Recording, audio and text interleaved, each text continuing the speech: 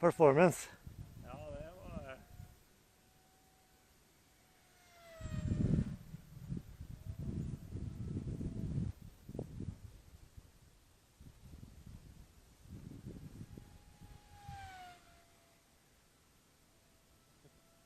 ekko i bakgrunnen.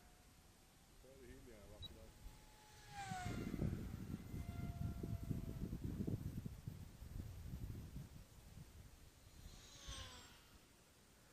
Flyr jeg med under halvgass.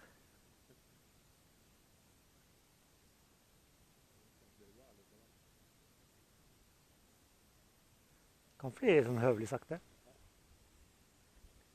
det får jeg til. Fly med 2S batteri, så flyr den sakte.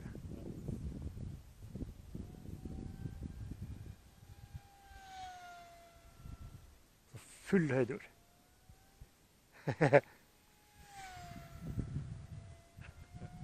Hører kvininga i bakgrunnen. Ja. Det er vanskelig å holde han i en høyde, han er så sykt sprek.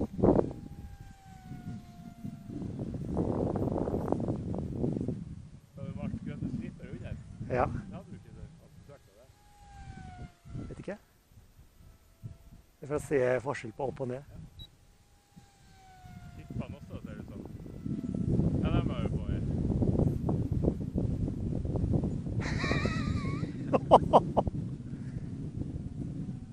Se nå.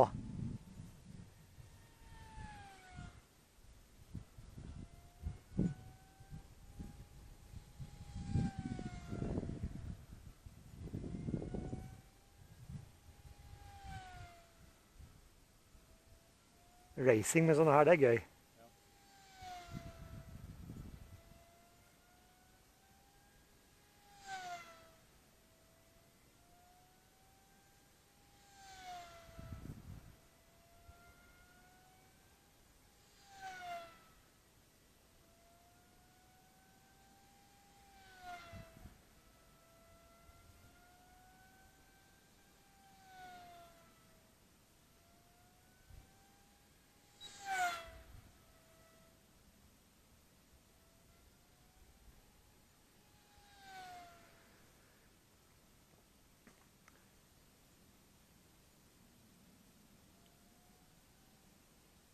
Ser han ikke, vet du.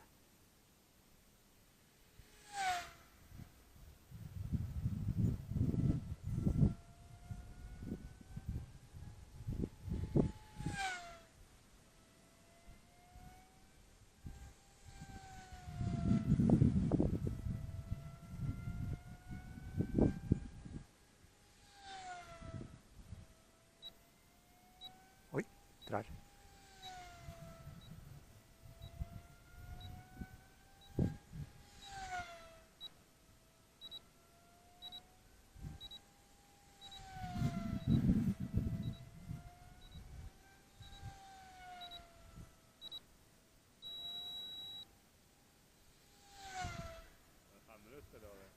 Jeg vet ikke.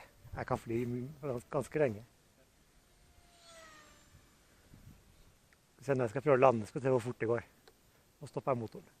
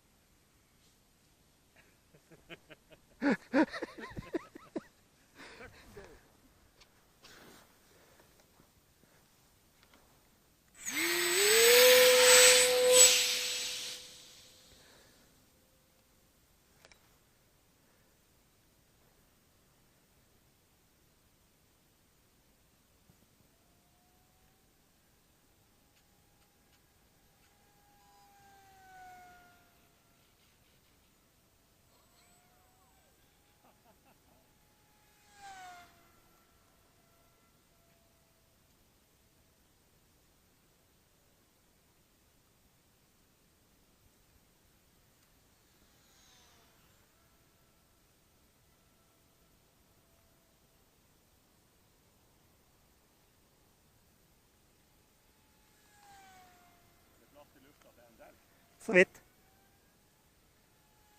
Hver gang jeg flyr den ene veien. Et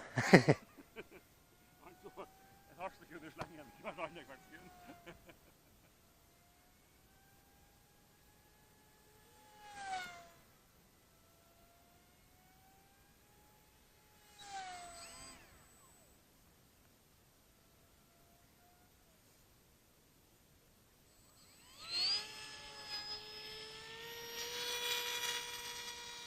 på bakken.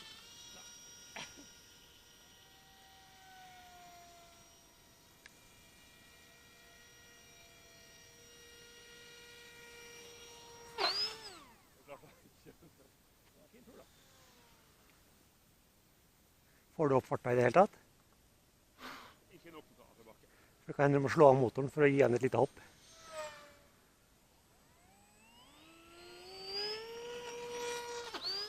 Nå. Får vi 3 minutter eller noe?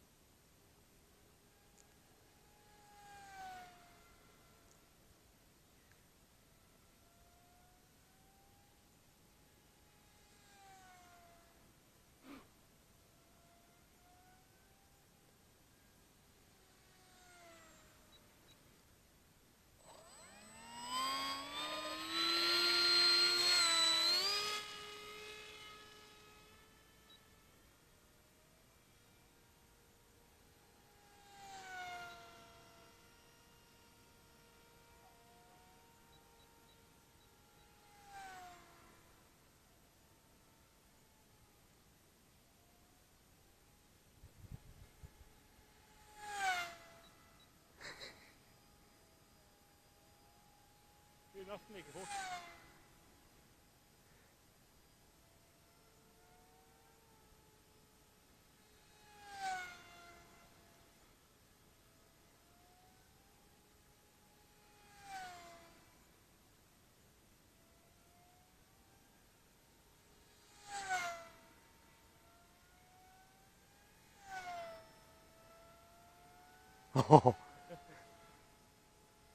Nei, litt vel sakte igjen.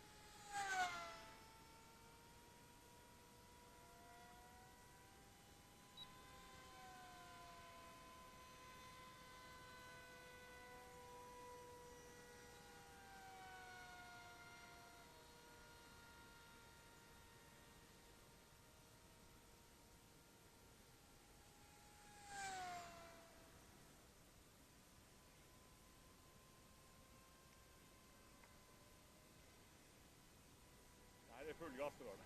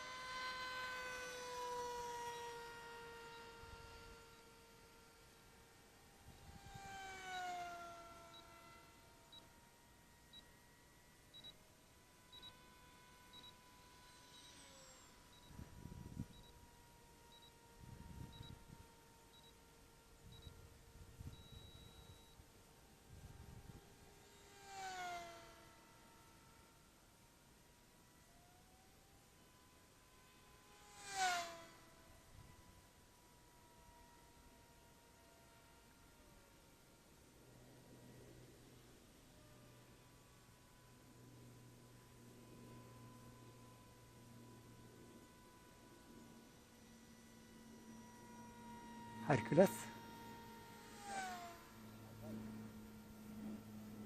Roar finnes det da, hver dag han har.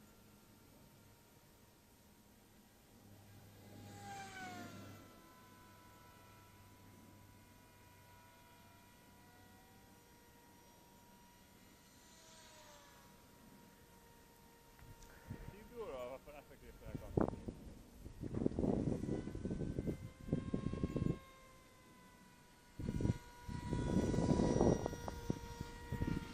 Skal jeg ta og lande her?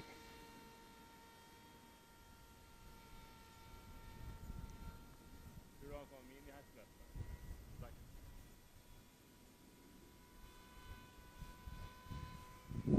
har landet en gang. Det kom motvind plutselig, og da tok han bare av igjen. Kanskje ikke begynne innflyginga 100 meter over bakken.